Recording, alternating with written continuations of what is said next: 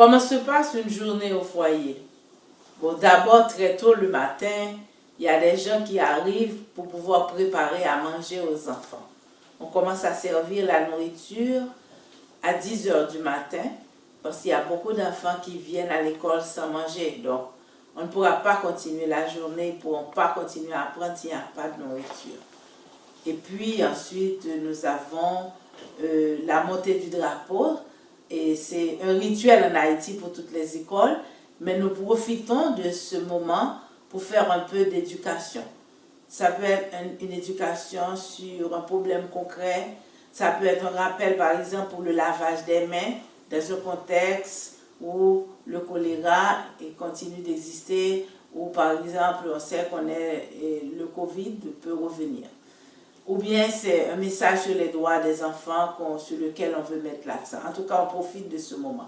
Et puis les enfants vont dans leur classe pour les cours avec les professeurs. Et ça porte sur le curriculum de l'école. Et comme le recommande le ministère de l'Éducation nationale. Et puis après, bon, il y aura des moments de jeu vers 10h et 11h. Et les enfants vont jouer, ensuite ils vont encore retourner dans les classes pour poursuivre leur travail.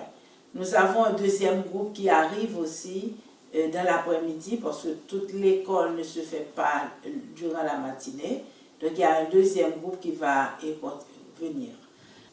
En plus de la formation académique qu'on donne aux enfants pour apprendre à lire, à écrire et se préparer un avenir meilleur, nous avons aussi des cours de formation professionnelle pour donner aux jeunes d'autres perspectives pour leur avenir, pour intégrer le marché du travail.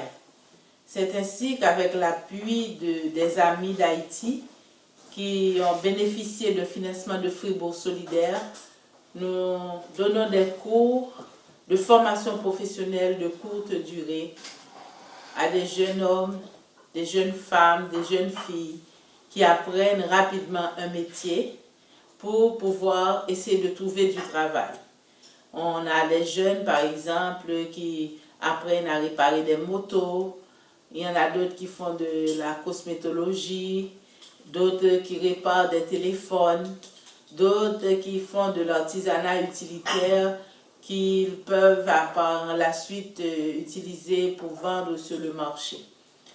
Donc, les formations professionnelles ont pour objectif d'offrir aux jeunes des perspectives qui soient différentes de l'oisiveté et qui les empêchent ou qui les dissuadent d'aller retrouver des groupes armés. Ce sont des cours qui sont donnés 3 fois par semaine. Nous offrons aussi des cours de musique aux jeunes et qui apprennent à jouer un instrument. Il y en a d'autres qui apprennent à danser, qui font le sport, etc.